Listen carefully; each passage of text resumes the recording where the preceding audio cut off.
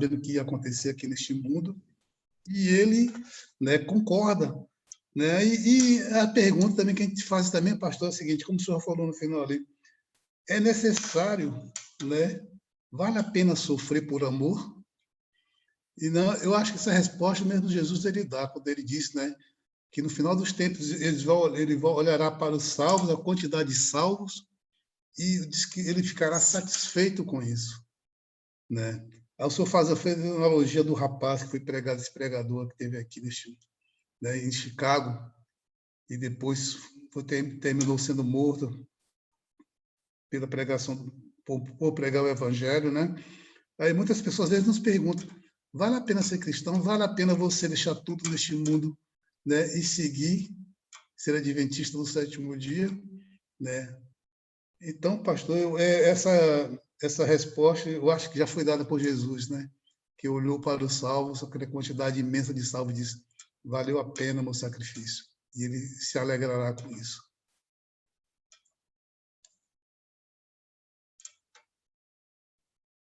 Se tiver alguém que queira participar, por favor, levante a mão aí que a gente libera seu áudio, tá bom?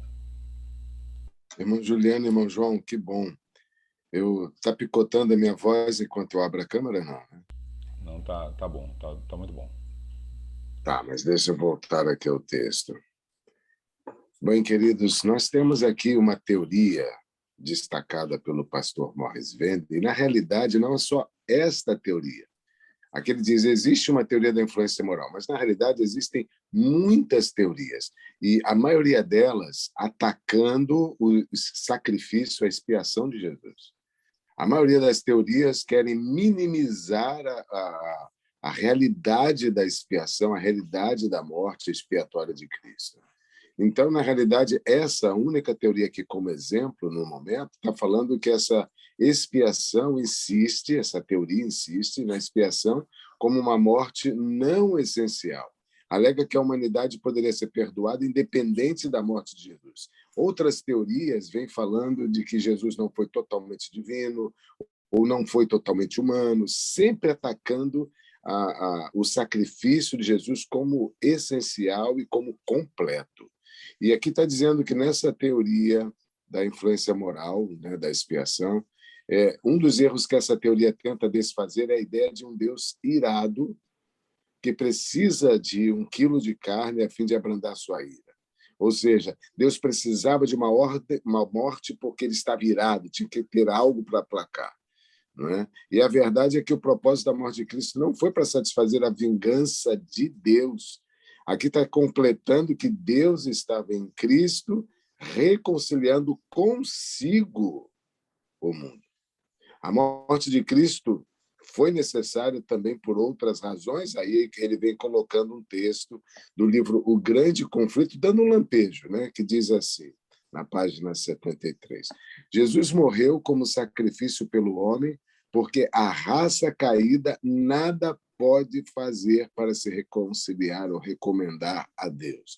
Os méritos de um Salvador crucificado e ressurgido são o fundamento da fé cristã. E aí coloca que os sacerdotes e príncipes, eles se reuniram ao redor da cruz no dia da crucifixão. Não estavam dispostos a aceitar esse sacrifício completo, ou seja, aceitar um Cristo e crucificado, que eles precisavam desse sacrifício. Eles não entendiam, não aceitavam. E aí, por isso, eles falam o que está escrito em Mateus 27, 42. Se você é rei de Israel, desça. Faça alguma coisa, mostre agora que você tem ali poder e nós vamos crer em vocês, em Jesus. Né? E aí coloca aqui que é possível que esse mesmo pensamento ecoe hoje, mesmo que inconsciente.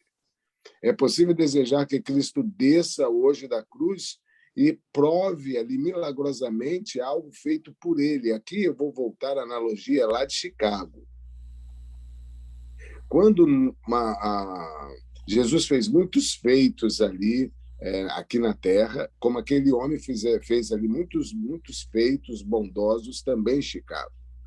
Ou seja, mas ele não fez feitos milagrosos que pudessem salvar a sua vida. Ele acabou ajudando pessoas em Chicago e depois a vida. E Jesus ele fez muitas coisas boas, mas ele não fez nada que pudesse ele próprio se beneficiar e se livrando, se salvando da morte. Né? Ele ressuscitou pessoas, mas ele próprio estava se deixando ser crucificado e morto. E eles não admitiam isso. Essa é uma questão que, às vezes, nós ficamos... Por que será que Deus permite que eu, que faço tanta coisa boa, ajudo tanto, sou líder aqui, ancião, diretor de clubes, de desbravadores, ou isso ou aquilo. Por que Deus permite que o mal, que o inimigo mostre toda a sua ira contra mim, e até mesmo que eu perca injustamente, inocentemente, a minha vida?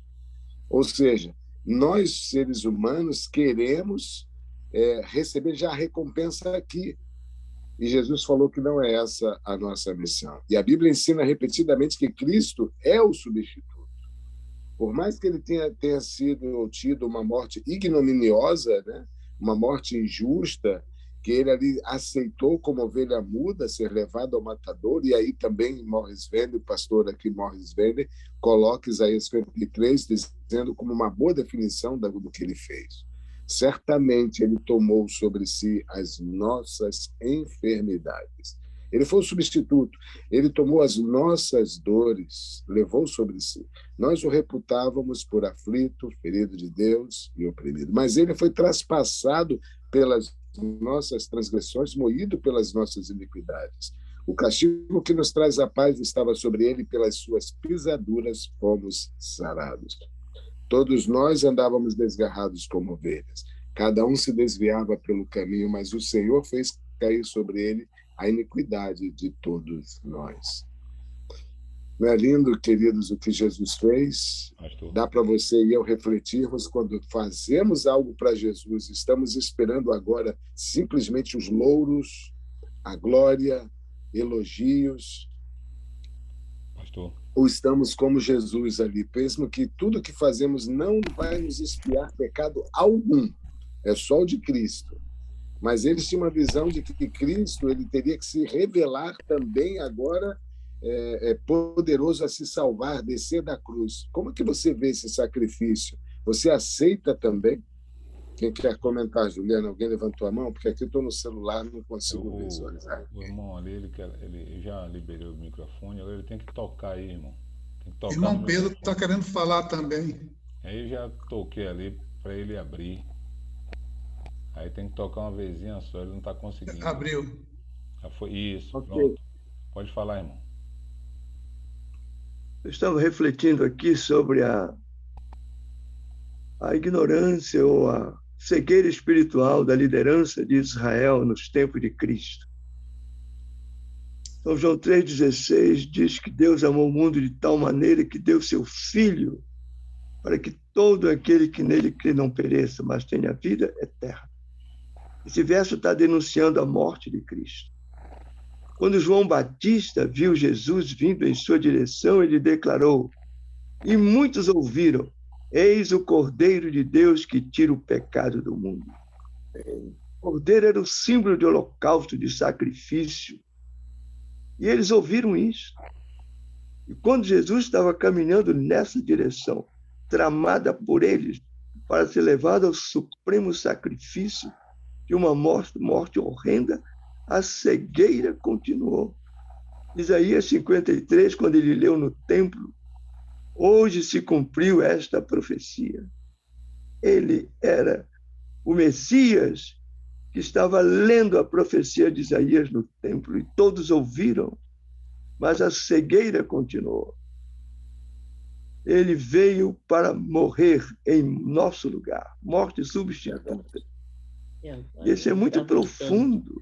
Ninguém entendeu e agora Jesus está... Parece que ninguém entendeu isso. Nós hoje também vemos e estamos muito insensíveis a este supremo sacrifício que Cristo fez.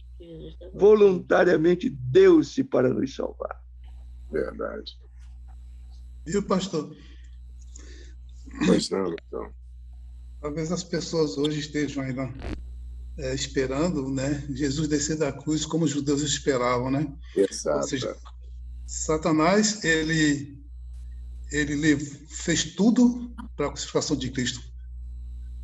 Todo o processo de humilhação, de opressão, Satanás fez com Cristo. Quando Cristo está na cruz, que ele via que Satanás viu que ia ser derrotado, aí insuflou os judeus agora para Cristo descer da cruz, ou seja, para que o sacrifício não fosse completado e a salvação do povo não pudesse acontecer. Então, hoje ainda o povo continua mandando Cristo descer da cruz. Não aceita, como o Pedro acabou de falar agora, não aceita ainda o sacrifício de Jesus.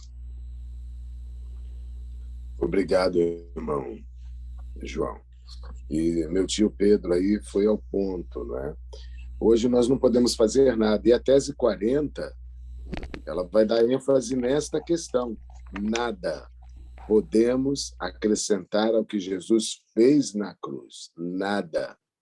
Mas Deus pode acrescentar muito, muito, porque, na realidade, é através dessa expiação que nós alcançamos a plena salvação. Tá certo? Então, voltando aqui ao último parágrafo da tese 39. Ao ajoelhar-se em fé junto à cruz, alcançou ele o mais alto lugar que o homem pode atingir. Isso que nós precisamos entender. Aí vem aqui dando um exemplo de uma pessoa que, durante a Assembleia da Conferência Geral de Dallas, eles estavam discutindo uma das doutrinas da igreja. E uma dessas crenças era a doutrina da expiação, que estava sendo ali discutida. Todo quem não conhece ainda aqui na sala, né, que a cada 5 anos a Igreja Adventista se reúne em Assembleia Mundial, chamamos de Assembleia Geral, e ali é revisado nossas doutrinas, nossas diretrizes, para que mantenhamos uma unidade como igreja, no que cremos, no que pensamos. E essa doutrina da expiação foi estudada exaustivamente. E aí comentários a favor e contra surgiram. Interessante que sempre tem um grupo que incita que a expiação, apesar que alguns creem na expiação completa, outros creem numa expiação incompleta. E aí narra que essa pessoa que estava sentado na galeria, o senhor chamado Richards, o pai, sentado lá embaixo no auditório, ele acabou ali aproveitando aquele momento para ler a Bíblia. Parecia estar alheio ao que se passava em volta, conta o pastor Morris Vende. E aí ele comenta que, sobre a conferência geral de que ele participava, né, ele recebeu uma bênção. E qual foi a bênção? Ele leu o Novo Testamento naquele período da sessão da conferência geral, enquanto ele assistia, enquanto estava ali nas reuniões. Então ele ficou ali como alheio, e ele estava desejoso de que ele se levantasse. Ele falou assim, eu estava desejoso que ele se levantasse e dissesse alguma coisa para nos ajudar. E aí ele cita que Murdoch, acho que é esse o nome, né, foi à frente e disse, os adventistas do 7º dia sempre creram... Perdoa, irmãos, só um momento. Perdi o texto aqui.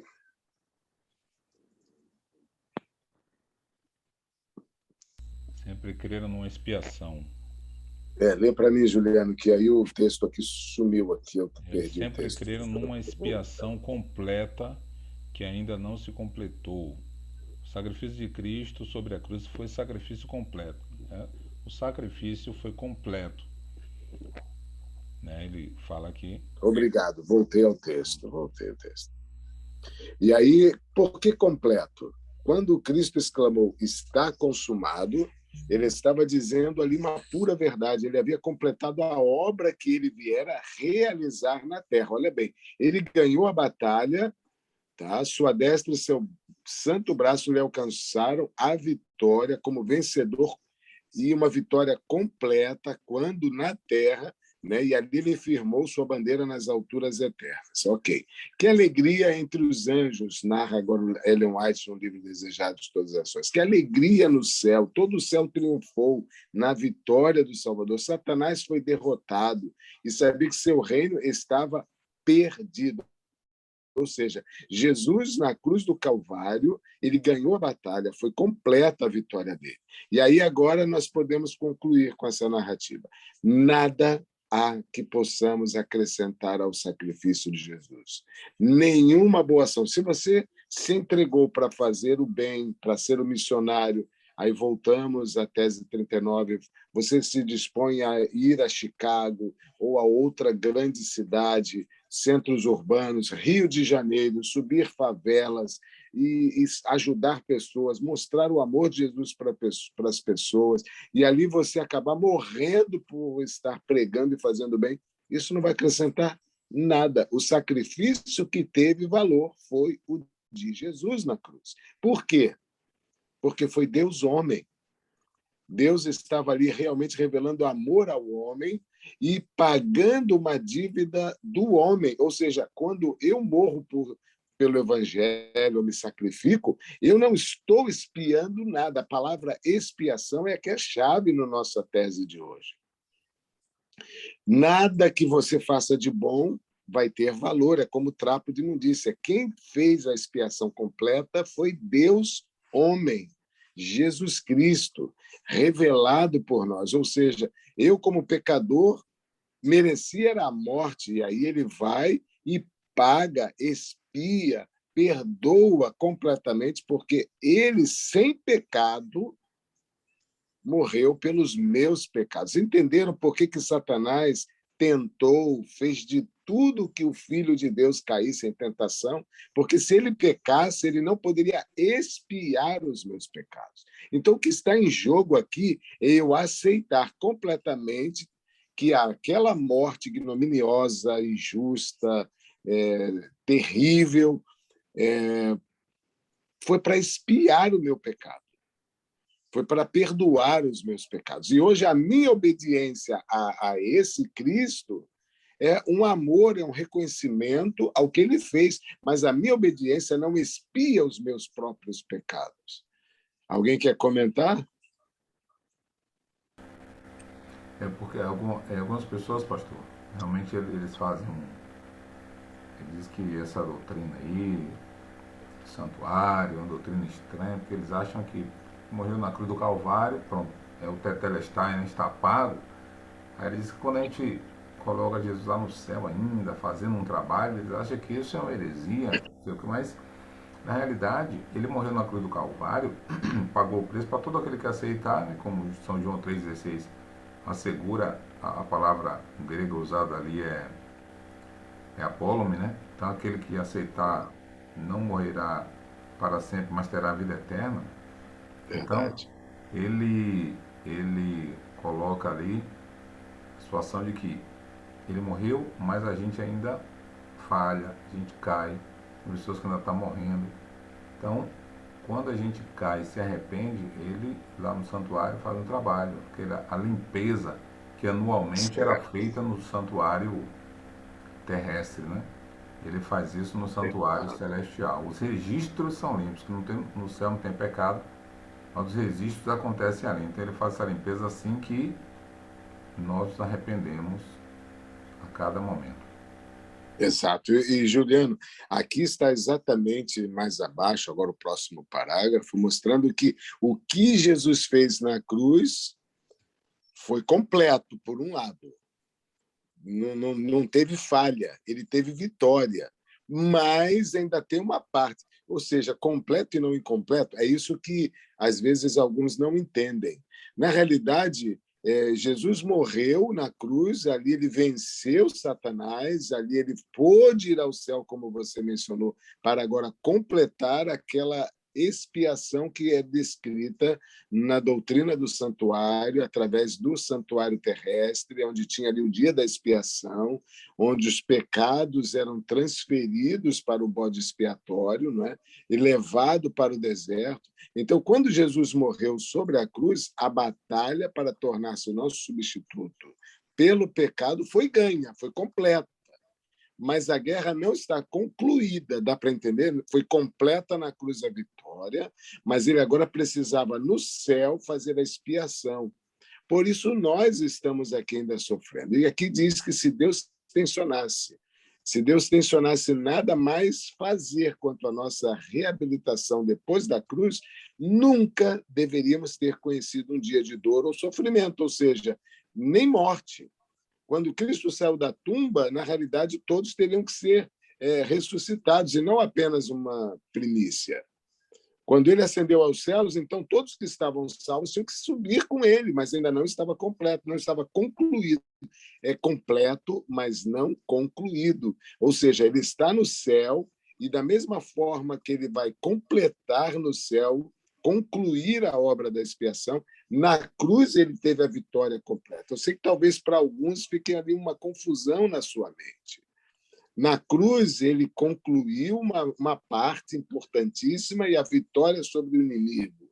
Agora, ele apresenta esse sacrifício como, no dia da expiação, existia para poder no céu concluir. E da mesma maneira que ele disse na cruz, está consumado, e é verdadeira as palavras, ele vai sair do santuário depois da purificação, depois da apresentação agora da transferência do pecado de fato, ele vai falar e dizer, está consumado. Aí ele vai poder agora voltar e reclamar os seus, reclamar os mártires. Então, seria um grave erro imaginar que qualquer coisa que eu e você adicione ao que ele fez na cruz é erro, é um mal entendido, semelhante a julgar que todo o plano da salvação foi completado na cruz. Também não foi, ele precisa agora, a cruz é o fundamento da fé. Mas nenhum edifício é completo quando o alicerce está completo. Precisa agora a construção do plano da redenção e da salvação ser terminado no santuário celestial. E aí esse tempo adicional necessário para os propósitos de Satanás, né, que é esse período que estamos vivendo agora, eles precisam ser conhecidos e reconhecidos por todo o universo. Faz parte também do plano de Deus que nós estejamos agora vivendo no finalzinho a imoralidade como foi nos dias de Noé. Essa é uma profecia. É necessário agora que o homem fique no limiar também para aceitá-lo ou rejeitá-lo, como foi na época de Jesus na cruz. Vai ter uma grande parte que vai de novo rejeitar a Jesus. Ou seja, na volta de Jesus em poder e grande glória, sim, ali vai estar completo, concluído, e ali ele vai levar os seus para o santuário, ou melhor, para o lar celestial. Aí o plano de Deus é esse. E aí nós vamos passar 1000 anos no céu. Cada pessoa vai ter uma chance de examinar os registros, que é a última fase, né, do juízo que vamos passar. E ali vamos saber que Deus realmente foi justo, Deus foi bom, a parte do plano de Deus foi completa, o confronto entre os exércitos do inimigo vai ser totalmente desmascarado, livros serão abertos perante as multidões. Nós vamos observar, todo joelho vai ver todo o processo do juízo e vai se dobrar, toda a língua vai confessar que Jesus Cristo é Senhor. Isso é maravilhoso, irmãos. Isso também é parte do plano de Deus. E aí a destruição dos ímpios, raiz, ramos, né? Tudo vai ser destruído e vai ter a recriação. Aí nós vamos ter novos céus e nova terra. Amém. Isso também faz parte do plano da salvação. E aí termina o texto aqui, né, citando Isaías 64:4, que desde a antiguidade não se ouviu, nem com ouvidos se percebeu, nem com os olhos se viu Deus além de ti que trabalha para aquele que nele espera. Você entende isso? Você aceita que a morte de Cristo foi completa? Você aceita que você não pode fazer nada para se salvar? Você tem que aceitar, mas também entende que a conclusão vai ser quando ele sair do santuário celestial. Interessante, irmãos, que a Igreja Adventista é uma das únicas que aceita, ensina e defende a doutrina do santuário. Por isso que muitos outros aí têm teorias a respeito da morte de Cristo na cruz, diferente do que Deus realmente quer que entendamos. Que Deus abençoe a todos, Juliano, o irmão João e todos que estão assistindo. Muito obrigado. Se alguém quiser acrescentar, está aberto aí a palavra.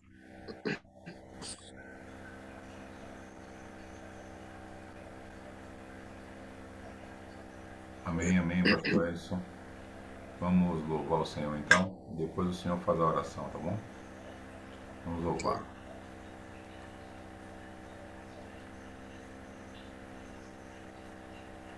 Às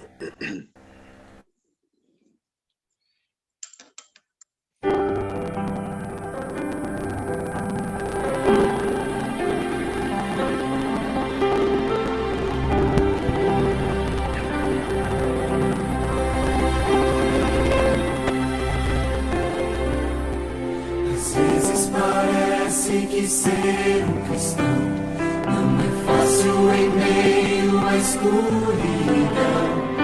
Ainda mais se eu pensar que não é minha luz, mas ao não com Deus que o brilho produz.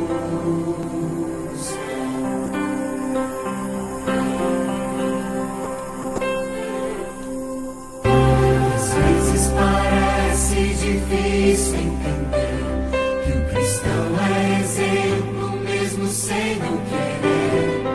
E por isso mesmo eu preciso orar para que Deus me ilumine e assim eu possa brilhar. Senhor, eu quero brilhar por ti quando o mundo se apagar. Eu quero que através da minha vida alguém possa te enxergar. Faze com que mesmo sem palavras eu fale do teu amor.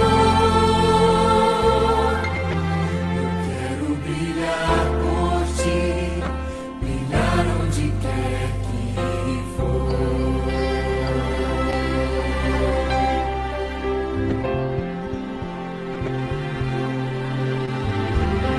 Às vezes eu temo que vou fracassar, pois eu sei que errei, continuo a errar.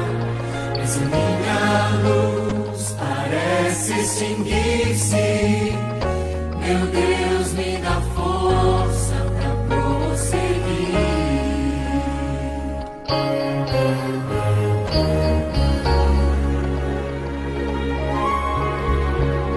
Não importa o quanto eu tente me esforçar, eu só posso vencer se Ele me ajudar. E quando percebo meu esforço é vão, e o que devo fazer é segurar sua mão. Senhor, eu quero brilhar por ti quando o mundo se apagar.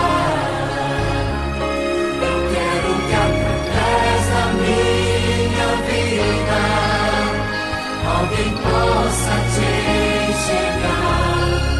Faze com que mesmo sem palavras eu fale do teu amor. Eu quero brilhar por ti, brilhar onde quer que for.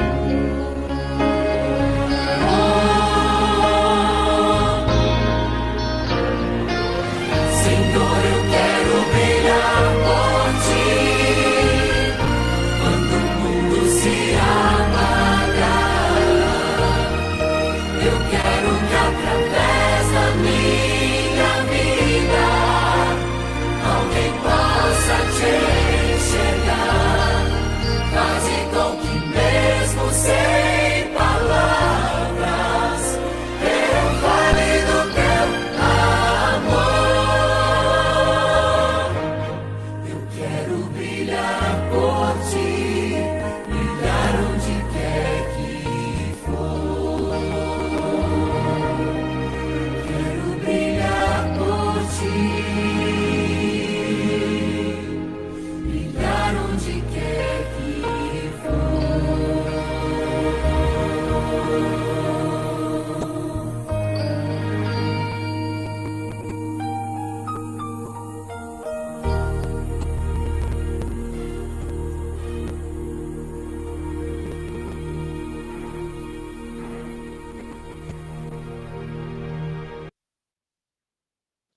Amém.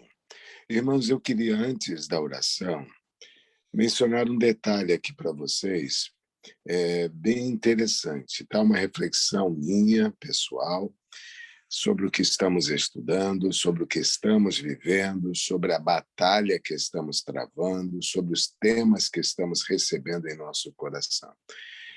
No bate-papo hoje, não sou contra, por favor, mas temos muitos pedidos por pessoas com Covid, por pessoas que estão precisando de socorro, de alívio, e Deus tem prazer em aliviar e socorrer.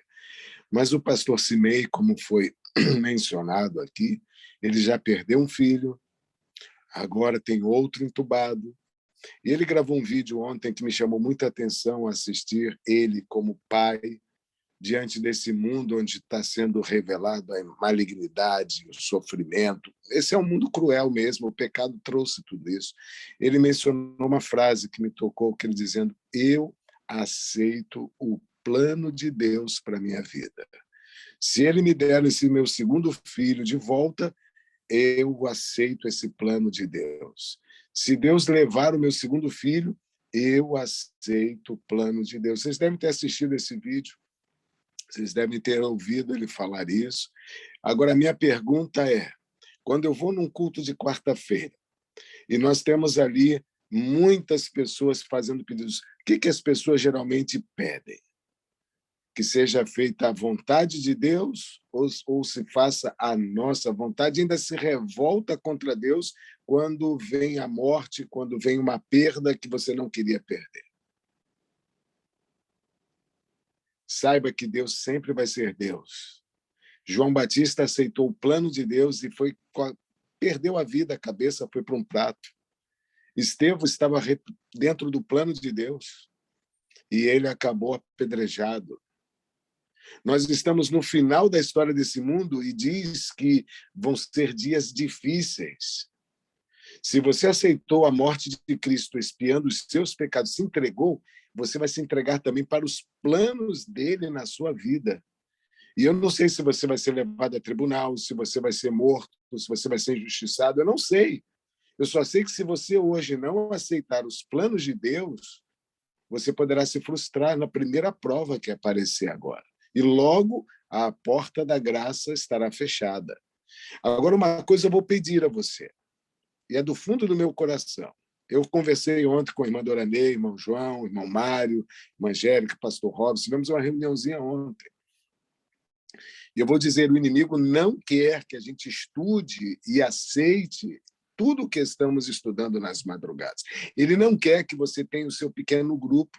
E nós comentamos ali nos últimos pequenos grupos que tivemos, e o meu último, o inimigo fez de tudo para não ter a internet funcionando, derrubou a internet, teve pessoas que tiveram ali a morte de um animalzinho de estimação e não puderam estar. Ou seja, muitas coisas acontecendo. E sabe que você vai ter muita coisa que você não vai entender acontecendo para atrapalhar você entrar na presença de Deus.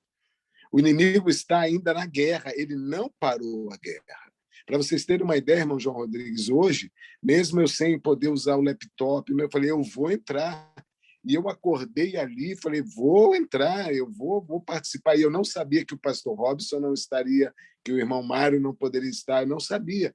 E não sabia também que o que eu tinha ali lido do texto eu iria compartilhar, eu não sabia. Só quero dizer, ao contar isso, temos que nos colocar na presença de Deus. Eu dormi pouco, porque ontem eu fui convidado a estar numa igreja em Dallas, e o culto lá são 2 horas de diferença, ou seja, 7h30 da igreja lá em Dallas seria 9h30 aqui, então terminando 10h30 o culto, ou seja, a gente fica tentado a não acordar, mas deixe o Espírito Santo te acordar.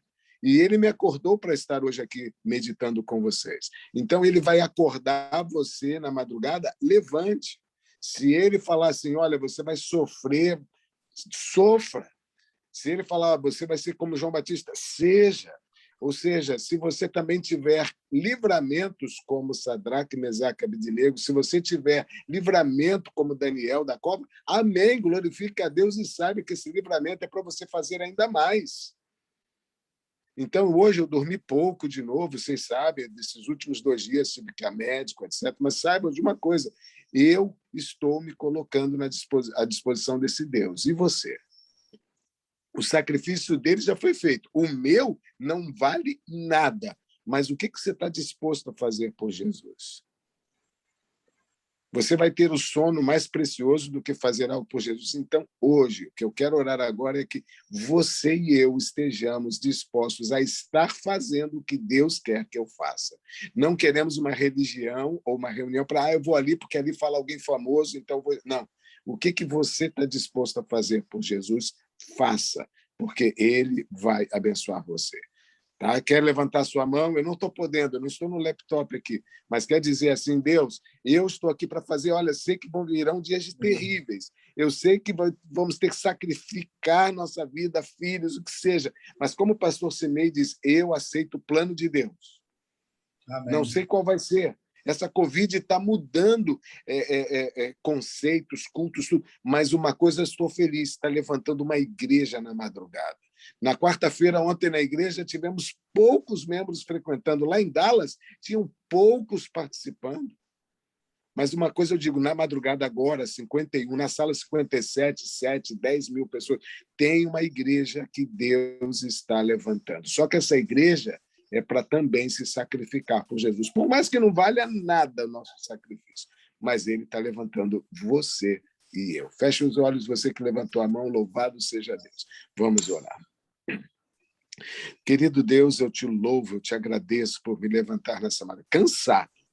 O Senhor sabe, eu queria dormir mais, mas aqui vale a pena, e valeu a pena refletir de que o Senhor já fez tudo por nós. Agora, ao sacrificarmos por ti, quem sabe o sono, quem sabe alguma coisa preciosa, nós só estamos, por assim dizer, Senhor, eis-me aqui, e eu quero dar um pouquinho do que o Senhor me deu para o próximo. Eu sei que muitos estão pedindo por saúde, por recuperação, por vida. Senhor, mas o que nós queremos é salvação em Cristo Jesus. O que nós queremos é que todos que estão doentes, que não estão salvos, Senhor, que eles se recuperem para ter ainda mais uma oportunidade. E que nós possamos fazer isso, Senhor, correr atrás para salvar o máximo nessa guerra, o máximo de feridos do pecado, o máximo, Senhor. E nós, às vezes, estamos atrás de coisas pessoais, coisas que vão ficar aqui para trás. Então, acorde um povo, unja, batize com teu Espírito esse povo para que nós terminemos esta obra o quanto antes e salvemos o máximo de pessoas, levando-as a Jesus, o único que pode salvar. Obrigado, Senhor, por tomar posse do nosso coração. Abençoe o dia de hoje, abençoe o dia de cada um aqui na madrugada, abençoe mesmo, Senhor, dando-nos o Espírito Santo, o poder para suportar e também para trabalhar por ti. Em nome de Jesus. Amém. Amém. Louvado seja Deus. Muito obrigado, pastor Edson, pela participação aí muito especial. Deus abençoe a todos os irmãos. Muito obrigado mais uma vez por estarmos juntos. E o irmão Mário vai colocar depois aí a relação dos intercessores no grupo aí da madrugada, tá bom? Então, eu oro por você ora por mim, parafraseando o irmão Mário, e Deus é por todos nós. Bom dia a todos, o microfone já está liberado, hein? Bom dia a todos na presença do nosso Deus. Bom dia, minha irmã. Bom dia, pastor Edson. Bom dia, irmão Juliano. Deus nos abençoe. Bom dia. Bom dia, irmã Inês. Bom dia a todos. Todos, foi um prazer. Bom dia com alegria. Bom dia com alegria. alegria Para todos. Olha o Eliel, Bom dia com alegria. Bom dia, Márcio. Bom dia, meu irmão Léo. Bom dia, meu irmão Márcio. Bom dia, irmão Léo. Bom dia, cada irmão. Bom dia, irmãos. Tia Lúcia, vou sair tia agora que eu vou querida, ir para a sala bonita. 57. Bom dia, pastor Edson. Bom dia. Bom dia, pastor. Bom dia. Tchau. Até amanhã. Bom dia, eu amo vocês. Viu? Amanhã. Mesmo se ela abrir o microfone, irmã Selma Carneiro, te amo, minha irmã. Bom Ficou na dia, sala Senhor. quietinha lá, não abriu o microfone. Bom dia, Selma. Thelma. Bom dia, meu irmão Pedro. Bom dia, Lúcia, bom dia. Bom dia, irmão Pedro. Bom dia, minha irmã Leonice. Bom dia, Léo. Bom dia, meu irmão Manuel. Um bom fim. Bom dia, queridos. Então, Um abraço. Fica com Deus. irmão Até mais. Luciano está num lugar bonito ali, rapaz. Olha.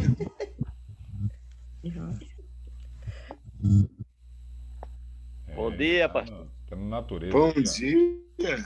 Que lugar bonito é esse? Sítio. Olha aí. Ô, benção. Onde Deus está nos almejando, né? Nossa, que lindo. Maravilha. Todos também. Amém.